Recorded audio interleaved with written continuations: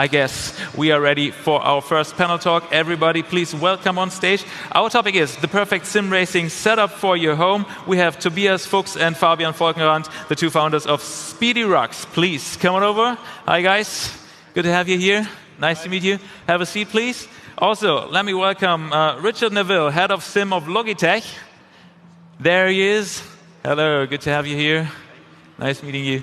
Come over, have a seat. And hopefully also Bruno Spengler is there, BMW factory driver, former DTM champion and sim racer. There you are. Hi. Good to meet you. Come on over and we'll have a seat and just hopefully enjoy. All the audience, you're very welcome to switch seats and come over here. Yes. Nice. Good.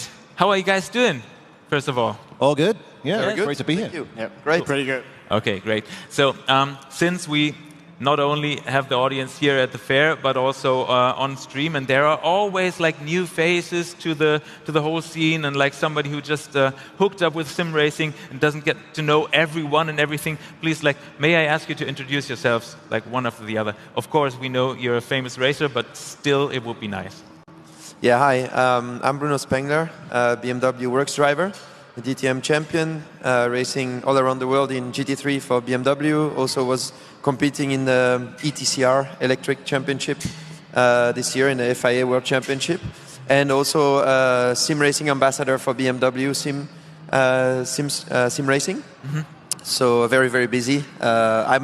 I fell in love with sim racing 3 years ago during COVID, driving a lot. I have a good setup at home, and I just love sitting in my sim between my races in the winter time when there is a little bit time off from real racing. I do a lot of kilometers in my sim, and like I said, I just fell in love with it. Yes, we will talk about that definitely.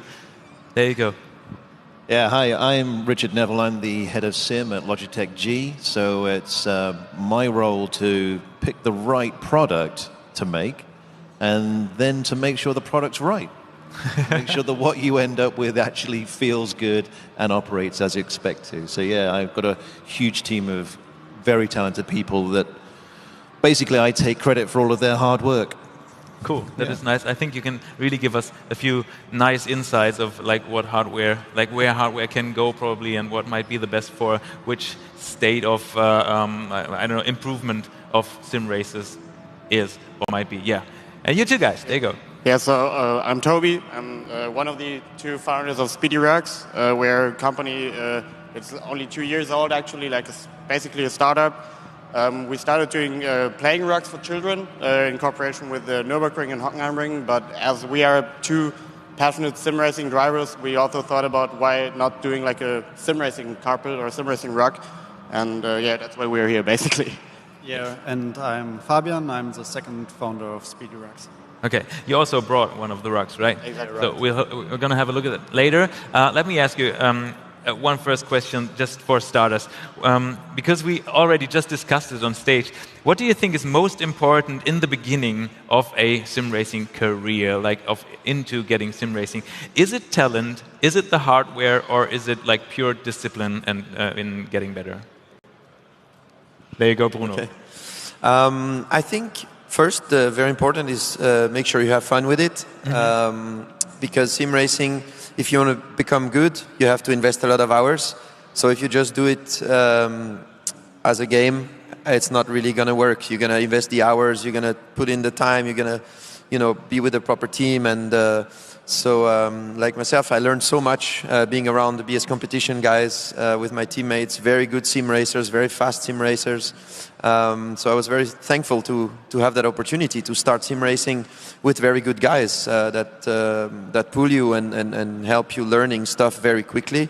So yeah, you're gonna make sure you have fun. You're gonna make sure you love it, and then you're gonna put in the kilometers. And of course, hardware is important, but I wouldn't say it's the most important. I think firstly, you have to put in the kilometers. You have to know the simulation. You have to enjoy it, and then hardware. Step by step, you can improve your sim, your rig, getting the hardware better and better as you improve your level. Of course, if you are competing at a very high level, you need a proper hardware to be able to compete in a high level. Saying that you probably started out with very good hardware when you first got into a sim racing rig, or did you back in the days also play on consoles or something like that? So I would say I started to do proper sim racing 3 years ago during COVID, 2020. That's where the IMSA Pro Championship happened because the whole IMSA Championship was delayed by a lot because of COVID. So IMSA decided to do an IMSA Championship only for pro drivers that I won. And from there on, you know, I got the sim racing virus and just wanted to race more and more. There I had a very good setup at home.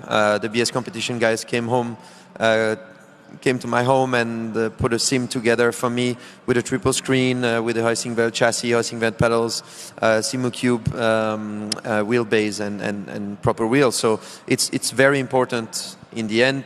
I started immediately like this, but when I was a young kid, I was racing on PlayStation like every young kid does with a controller. Yeah. So I did a lot of controller stuff also as a young kid. And then afterwards, I got a wheel for also my PlayStation, but nothing crazy, you know, just the standard PlayStation wheel, and I had fun with it. Yeah. So I think as a young kid, you can have fun with pretty much anything if you love sim racing, and then later on, if you want to be a bit more professional about it, then you got to upgrade your rig and your sim.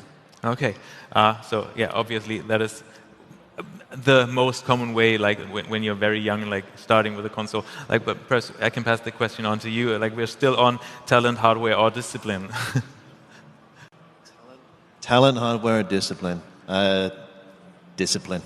Discipline. Discipline. I mean, honestly, you're absolutely right. Having a lovely direct drive system really helps.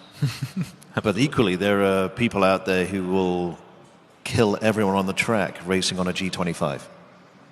You know, and that's a wheel that's been around for 15, 17 years now. Yeah. And it's not producing anywhere near the level of torque you get in a direct drive wheel or the fidelity, but it's still good enough. These guys have the talent and the discipline and the practice. They don't need the really high-end hardware to do the performance that some other people do. So for me, definitely, discipline is the main thing. As you said, practice, practice, practice. Just get used to tracks, learn, listen. People out there's enough videos out on the net that will tell you how to actually tackle a course, where to brake, where to aim for your apex. And all of that extra discipline practice is what makes the difference. So perhaps it starts with talent, but practice is overtaking. Well, talent can come with discipline.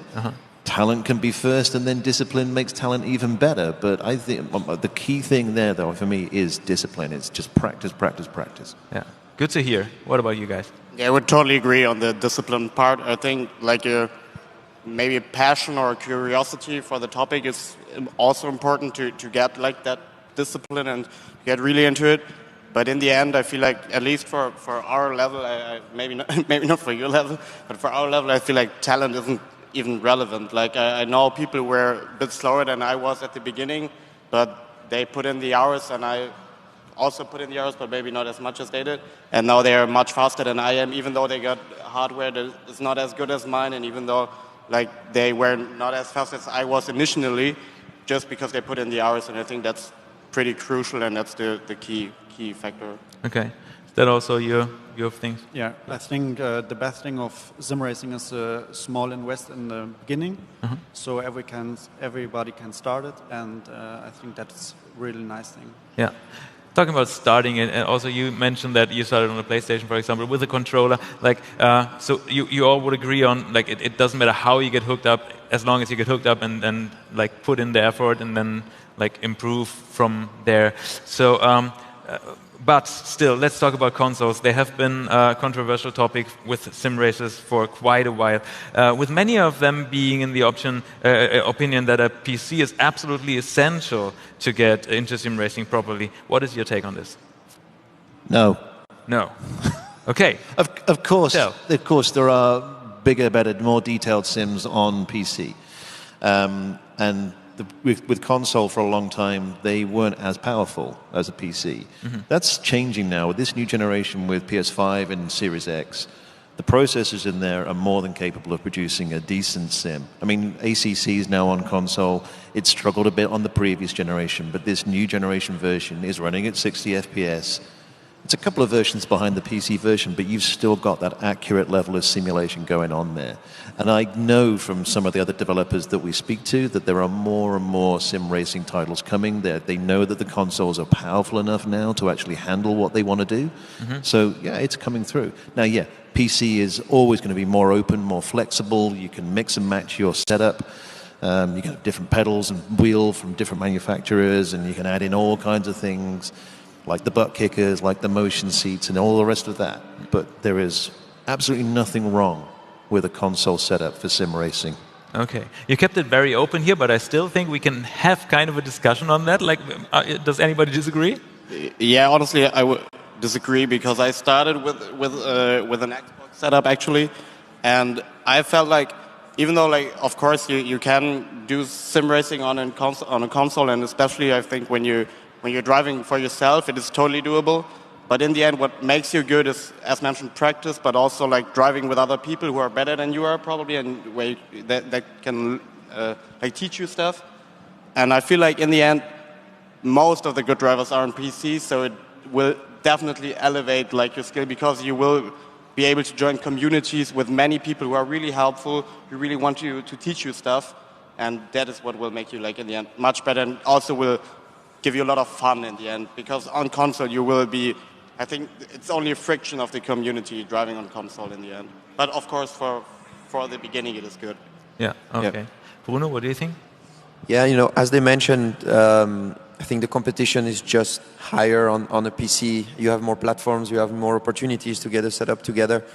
So I think, for me personally, I went away from console a couple of years ago, and now I don't even use my console anymore. If anything, I use it for Call of Duty sometimes with my friends, but I'm just on my rig all the time on the PC. But I think I have nothing against console. I think, as you mentioned, console are doing great games out there, good sims. But I just went away from it because all the competition is out there on PC, and that's where we are competing in, and that's why I'm there. But yeah. Okay. So perhaps connecting question, as a professional racing driver, have you found that you had higher expectations regarding your equipment than you would have thought? Like, actually, like, were you somehow disappointed or something?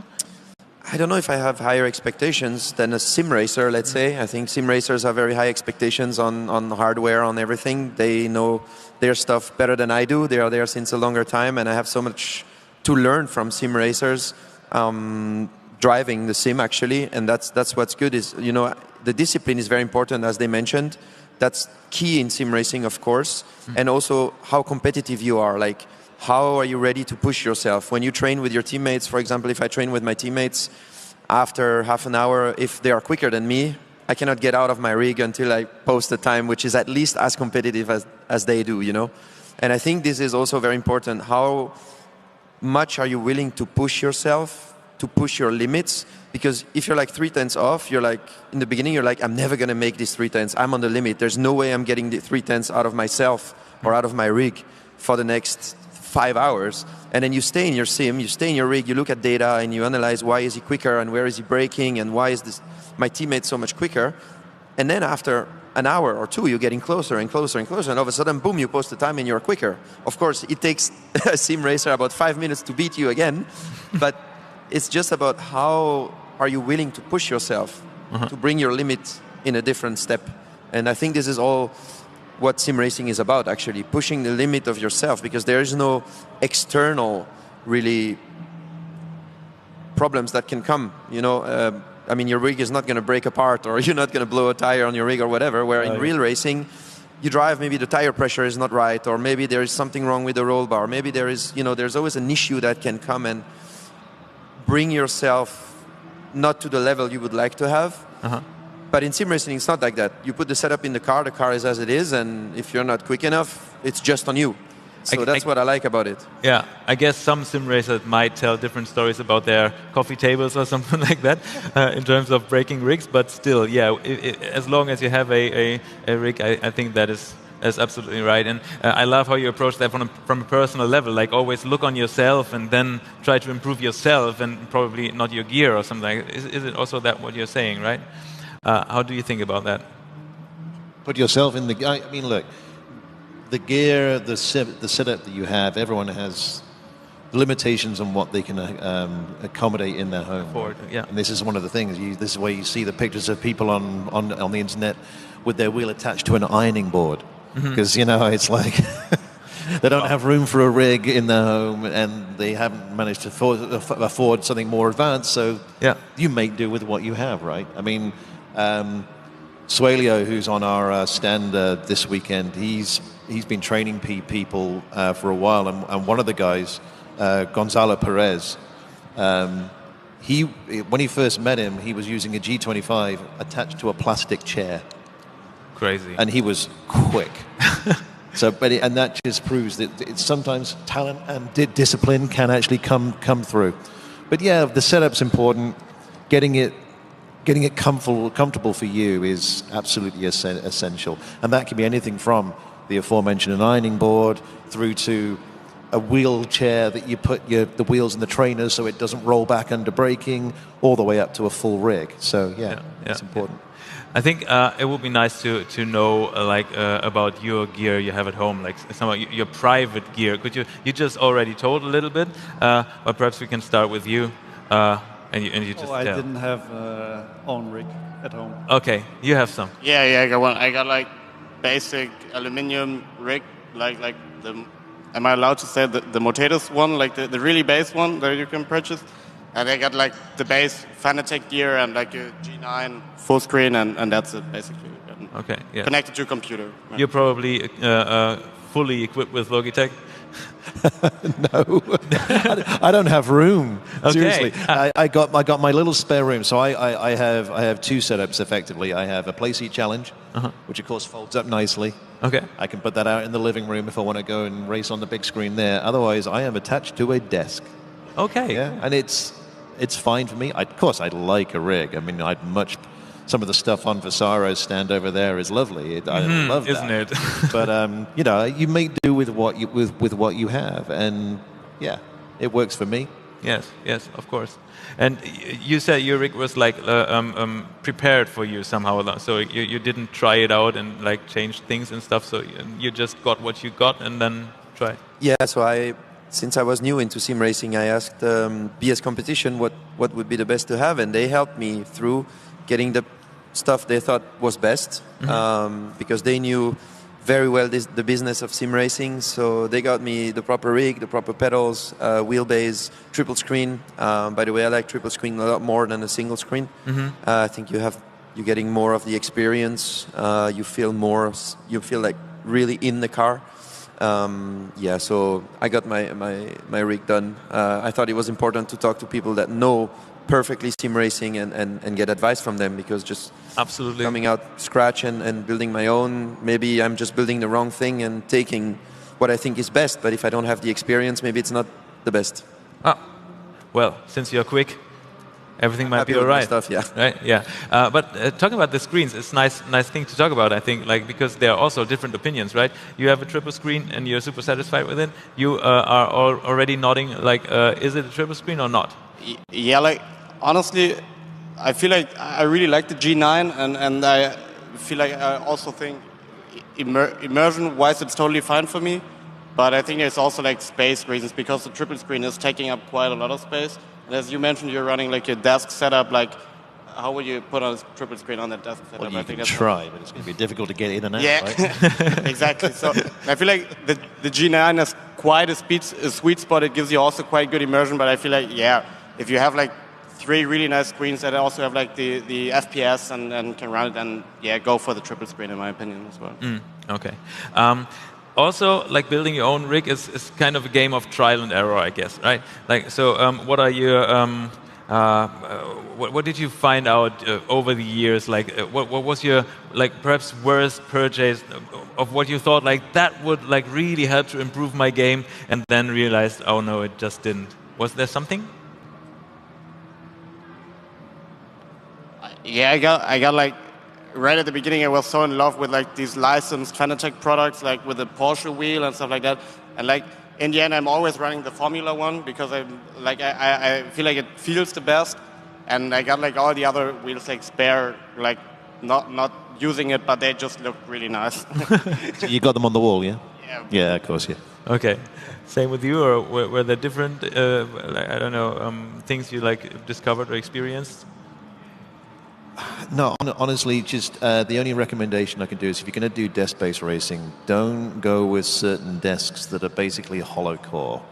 You know, they got a piece of plywood and a bottom piece of plywood, and they're filled with cardboard. Because when you clamp something to that, yeah, you end up with holes in your desk.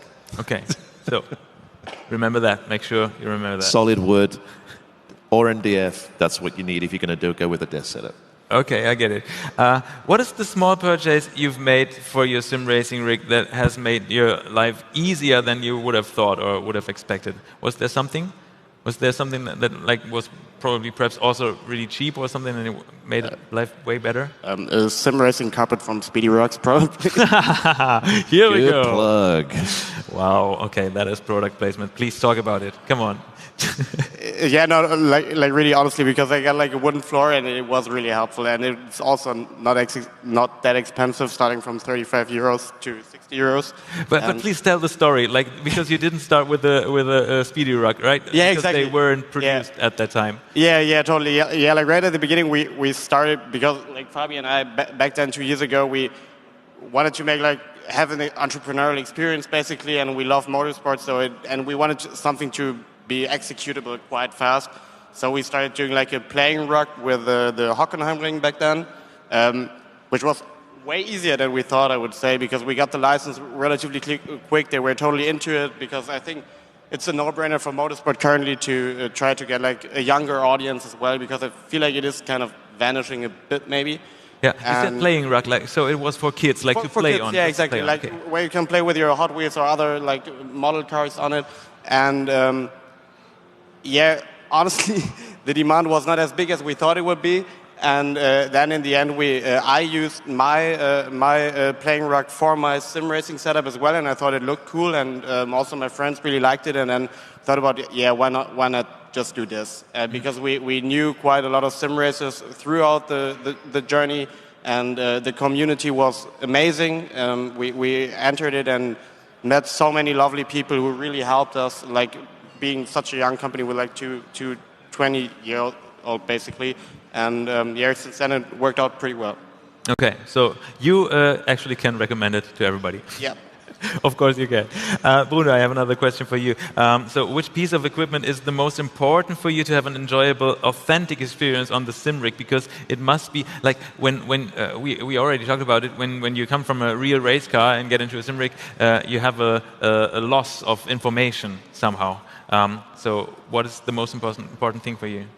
Yeah, as you said, I mean, we get the G-force in real life. My rig doesn't move; it's static. So I think it's super important that I get the right feeling through the pedal and the wheelbase. Of course, visibility with the triple screen I mentioned earlier. I feel more in the car with the triple screen around me.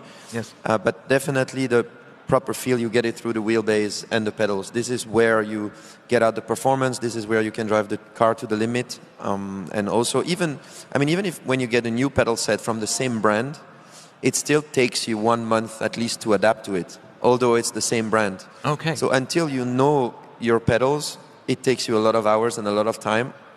Like actually this happened to me. I changed my pedal set, but from the same brand, and they were actually almost the same pedals, but it just takes you a month to adapt, and once you adapt to it, you're actually maybe a little bit quicker with them, but in the beginning, initially, you're not. So it comes back to what you were saying, when you have these people that are very, very quick with hardware that is nowhere close to what I have, for example, because they are so used to it. They've done so many kilometers in them, and maybe you give them a better hardware, they're not going to be quicker initially because they're so used to what they have. But eventually, with time, they're going to be quicker, maybe. But these guys are already so quick with what they have, so maybe they don't even need it. But yeah, I think this is very important for me as a real-wheel driver to really have a proper feel through the pedal and the wheelbase. Have you ever been on motion platforms? Like, of course, you tried it out, right? But do you have one, or do you consider? No, I don't consider it. I think it's very good, definitely.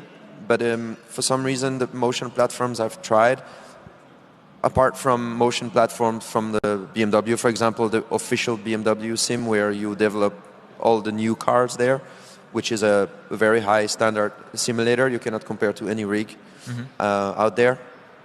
But the rigs that move that we see here are getting better and better, I think. At the moment, I wouldn't consider. I think the movement we get and the feedback we get from them is not close enough to reality. It's trying to get there. It's getting closer, but I think it's not close enough yet. So I think it's better to focus at the moment more on what you get from the pedals and the wheelbase. I think this is where the focus should be for now, but I'm sure they will get close and closer and closer, and eventually moving simulators are going to be there quicker than we think, I think. But also still good news, because like those motion rigs are for most of us not really affordable for at home, right? Yeah, definitely. But interesting what you say, like that because you basically said something like tell me if I get you wrong, something like when you once are really quick on your gear, like perhaps you better stick to it and try to improve yourself on it. In opposite to just buy new stuff every once in a while to get faster. Is it that? Definitely. I mean, I have the same wheelbase now since 2020. I hope it's still going to last because I would be very scared to change it. To have, even if I go for the same brand and the exact same thing, I still think that there might be a little difference in feedback, in feel. So I really hope that my wheelbase is going to last for at least 3 more years because I'm very happy with it. Okay. And yeah, as you said, you know, it's important to feel good with your stuff, and it always takes time. And when you know how precise sim racing is, if you switch around all the time, new pedals, new wheel, new everything, new that, you're just gonna, you know, run behind time. You're never gonna have the feeling that you need to be quick. So you better work on yourself. Have the proper stuff. You know you have your stuff. Then stick to it for at least a couple of years, I would say, if it lasts. Richard? Well, the same thing's true within the wheelbase. There's a lot of people online who they're constantly adjusting force feedback settings, and it's like, no, don't do that. Just pick a setting, stick with it, and run with it, and actually practice with it, and see what you can do. Because actually, most of the time, if you're changing too many variables all over the place, then actually it can really affect your performance. Absolutely. Interesting, because I somehow, of course, would have thought since you're a representative of Logitech, you said like you should buy new stuff at least as soon as we bring it out to the market. Look, it's absolutely. I was going to say, I mean, it's for most people, it's when they get to a point where, and honestly, it's when they get so engaged in the hobby, and of course, you start talking to other people, and you're online, and you're seeing what everyone else has got. Of course, you get a bit of envy, right? You hear people saying, "I've got this new wheelbase, and I'm having a great time with it," and you think, "Oh, yeah, maybe I could get that," and absolutely. But don't ever upgrade outside of your means, right? It's like if you can afford to do it, and you are that engaged in the hobby, and you feel you're going to get the benefit from it, then absolutely go for it. Look at upgrades. Look at things you can do that will improve your performance. Everyone says a load cell brake is the most important thing to improve your performance in sim racing, and I absolutely agree with that. But equally, getting more feel out of the wheel, those little subtle details, that's important as well. It's why we introduced True Force a couple of years ago on the G9223, but now we've got it on the Pro wheel. And when you got on the Pro wheel with that level of torque and direct drive, all that little extra, there's little extra touches you get that we're able to allow the game developers now to send through to the wheel that you don't get on other wheels. So little things like the road surface and even the engine note or tire scrub. The rumble strips now actually sound like rumble strips when you go over them, as opposed to a big jagged bump. All those little extra details, it's all part of trying to just give you that more direct contact with the virtual car that you're driving. And that's only going to help. Even if it doesn't necessarily make you that much faster at first, that immersion, that feel of actually being connected to the car it's what we're all here for. It's why we want to enjoy sim racing. We want to feel like we're racing the real thing. Sounds good. Do you agree on that? Yeah, totally. Like I had a Logitech G29 before I upgraded my setup, and I had it for 2 years, and it was also quite important for me to like see if I would drive as often as I would like to in the 2 years before I upgrade, because I thought like let's not spend like thousands of euros on something that you wouldn't stick with. So yeah, I totally agree. And when I upgraded my setup, I was a bit slower like in the beginning because I wasn't used to it. And then it took me like 2 to 3 months to get back to the level, and now I'm much faster than back then. But yeah, it's definitely the way that I would recommend as well. Is there something like could you create a beginner setup which is not too expensive but still good enough to get not only hooked but better and get the feeling, okay, I can really compete in the sport, or I can figure out if it's something for me to buy something more expensive? So is there some kind of beginner setup you would recommend? Yeah, I think it really depends on the budget, because monies are relative in the end. Maybe I know friends who got hooked with sim racing and just spent 5,000 euros initially, but it didn't hurt them. But I feel like what's also a really good opportunity, there are many lounges or sim racing centers right now where you can practice for 50 euros or so, during go karting, for example. And I feel like that's also a really nice way to see if you're into it or not. What do you say, Richard? Look, the G29 is many people's first wheel, and the reason is because it is relatively cheap. It's supposed to be 350, but sometimes, like Black Friday a few weeks ago, you can find it as cheap as 200 euros. That's a great price for anyone to get into sim racing, right? But we're always looking at other things we can do to try and make it easier for people to work at if it's something they actually want to do, right? You could maybe talk about things like rental of wheels, maybe, for example. We send you a wheel, you try it out, and if you decide you like it, you keep it.